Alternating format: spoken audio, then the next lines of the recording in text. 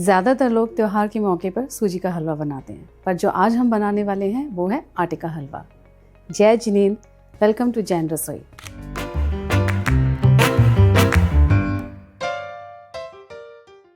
जब हमारी तबीयत ख़राब होती है, बुखार जैसा, जुकाम, खांसी, इस तरह की कुछ हालत हो, तो ये एक ऐसी डिश है जो एक हीलिंग फूड का काम करती है। आटे के हलवे में जो देसी घी डलता है वो हमारे गले को एक तरोताज़गी देता है, उसकी ड्राइनेस को रिमूव करता है। आटे के हलवे में बहुत ग्राउंडिंग इफेक्ट होता है जो कि एक बीमार व्यक्ति को इंस्टेंटली एनर्जी भी देता है और उसको हील भी करता है। तो हमारा कोई भी त्यौहार, कोई भी शुभ मौका आटे के हलवे के बिना अधूरा ही है। चलो आटे के हलवे को बनाना सीखते हैं। हमारी पूरी रेसिपी एक कटोरी के अराउंड चलेगी, यानी कि नाप तोल एक कटोरी से होगा। आपकी कटोरी का साइज़ मेरी कटोरी से अलग हो सकता है। मैं ये कटोरी यूज़ कर रही हूँ।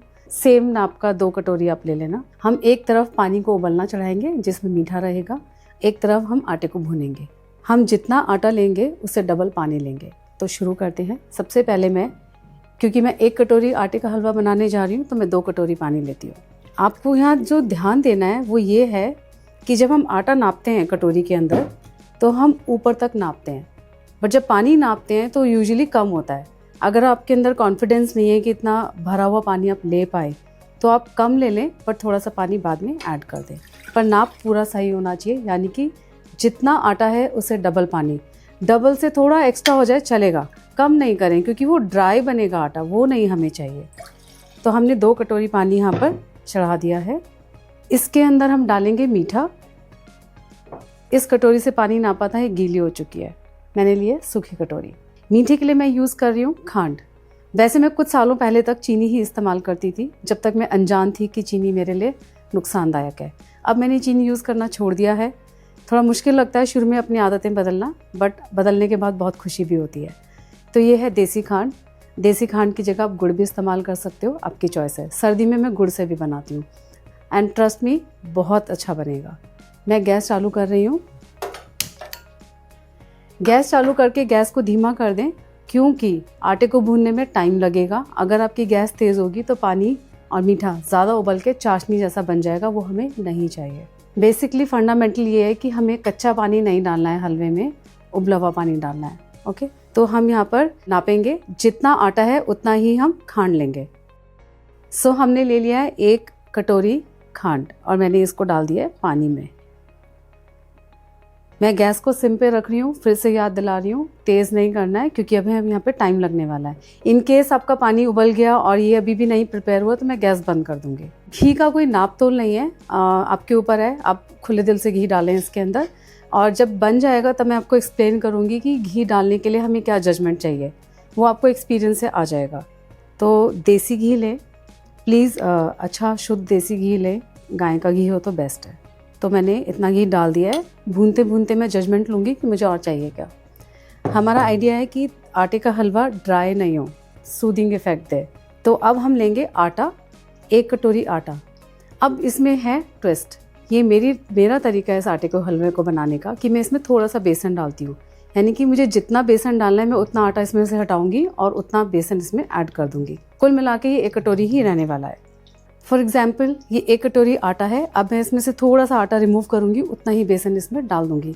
बेसन इसके टेस्ट को बहुत ही ज़्यादा एनहांस करता है और उसको खाने की फीलिंग भी कुछ अलग ही होती है। तकरीबन मैंने इतना आटा हटाया है, आप चाहें तो इससे कम भी हटा सकते हैं, इससे ज़्यादा नहीं करना, इतना एनफ है। क्योंकि ज़्यादा बेसन करेंगे तो भी वो बहुत हैवी हो जाएगा, हमें उसको बहुत हैवी नहीं बनाना है, बेसन थोड़ा हैवी रहता है। तो ये हो गया है हमारा आटा तैयार, जिसमें लगभग पूरा का पूरा आटा है एंड थोड़ा सा बेसन है। आप चाहें तो इसको और आधा कर सकते हैं, 1 चम्मच बेसन भी ले सकते हैं। अब इसमें ये मैंने डाल दिया। तो जो मेन टेक्निक है वो सारा यही है, तो पूरा ध्यान यहाँ लगाएं और देखें कि हम कैसे भून रहे हैं।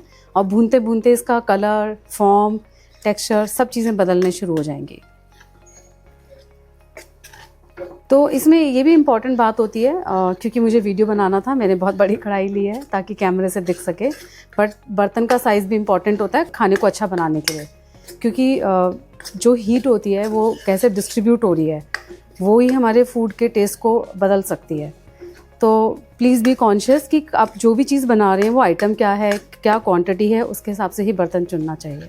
तो आइडियली मेरे हिसाब से मुझे थोड़ा छोटा कढ़ाई लेना चाहिए था, बट आज थोड़ा सा हम एडजस्ट कर रहे हैं। और खाना बनाते समय बहुत शोर नहीं करें, यानी कि ऐसे नहीं करें, ये सब नहीं करें, प्लीज़ अवॉइड मेकिंग नॉइजेस। अच्छा, अब मैंने गैस कम कर दी है क्योंकि मुझे धुआं आ रहा है और मुझे लग रहा है कि आटे में से हल्की हल्की खुशबू आ रही है, और अगर आटा जल्दी सिक गया तो वो अंदर से कच्चा रह जाएगा, एक इल्यूजन सा क्रिएट होगा कि वो ठीक है। अब मेरी गैस से मैं सिंपल ही मैं पका रही हूँ सारा। अगर आप देखेंगे जब आप बनाएंगे तो आप फील करेंगे कि घी का सिजलिंग इफेक्ट आ रहा है, दैट मीन्स घी कम नहीं है, ठीक है। इतने के ऊपर थोड़ा और डाला जा सकता है, बट मेरे हिसाब से ये ठीक है। आप देख रहे हैं मैं साथ साथ मैं इसको क्लॉकवाइज घुमा रही हूँ, साथ साथ मैं साइड्स स्क्रैच कर रही हूँ ताकि कढ़ाई मेरी नीट एंड क्लीन रहे। बात यह है कि हर चीज़ के अंदर अप्रोच बहुत मैटर करती है, माइंडसेट बहुत मैटर करता है। अगर हम ये चीज़ें नहीं करेंगे दैट मीन्स हम माइंडफुल होकर कुकिंग नहीं कर रहे हैं, हमारा ध्यान कहीं और है।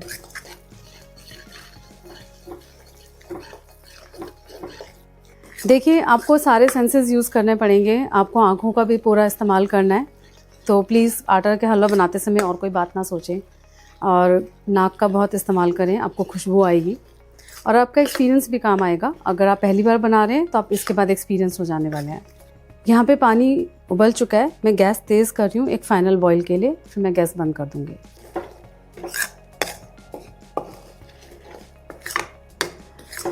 डॉक्टर्स भी रिकमेंड करते हैं कि जब आप बीमार हो आटे का हलवा खाएं। हमारे घर में तो सालों से ये चला आ रहा है। मैंने आटे के हलवे के फ्लेम को थोड़ा सा एडजस्ट किया है, वापस से कम कर दूँगी। हमें यहाँ सिर्फ ये देखते रहना पड़ता है कि एकदम ठंडा नहीं हो जाए, मतलब एक रीज़नेबल टेम्परेचर मेंटेन रहे। जिस भी स्टेज पे आपको लगे कि बहुत ही स्लो हो गया है, तब हल्का सा बढ़ा के वापस टेम्परेचर रिस्टोर करें, फिर कम कर दें।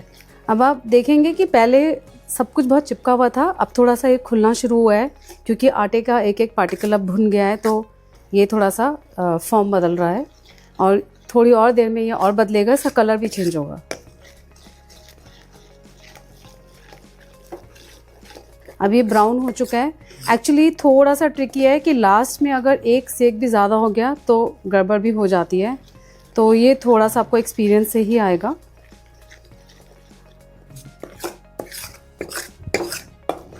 घर में कोई बहुत चंचल व्यक्ति हो, उसको आटे का हलवा खिलाएं, थोड़ा चंचलता भी कम हो जाएगी। अब मैं इसमें पानी ऐड कर रही हूँ। कई लोगों को आटे का हलवा थोड़ा गीला पसंद होता है, उनके लिए आप लूज़ रख सकते हैं, और अगर आप बना के रखने वाले हैं तो लूज़ ही रखें क्योंकि थोड़ी देर बाद टाइट हो जाएगा। और इंस्टेंट खाना है तो जैसा कि अभी बन रहा है आप वैसा करें। थोड़ा सा इसको अभी करना होगा क्योंकि ये बहुत पानी पानी जैसा टेक्सचर है इसमें। अब आप देखेंगे ये साइड्स छोड़ दिए हैं इसने, तो ये हम समझेंगे हमारा हलवा रेडी है, रेडी टू सर्व। तो इसमें मैं गार्निशिंग के लिए यूज़ कर रही हूँ चॉप करे हुए बादाम। मेरी रिकमेंडेशन ये है कि आप बादाम भिगोएं, छिलका उतारें और उसको चॉप करके डालें। That's the best way to go about garnishing. Otherwise अगर आप कच्चे बादाम यूज़ कर रहे हैं, भिगोना भूल चुके हैं, तो रोस्ट करके भी डाल सकते हैं। अगर आपको ये रेसिपी पसंद आई है तो प्लीज़ इस वीडियो को लाइक करें, शेयर करें, सब्सक्राइब करें चैनल को, और कमेंट में बताएं कि आपको कैसा लगा, आपका एक्सपीरियंस कैसा रहा, और आप और कौन सी डिशेस सीखना चाहते हैं वो भी बताएं। Thank you so much. Happy cooking.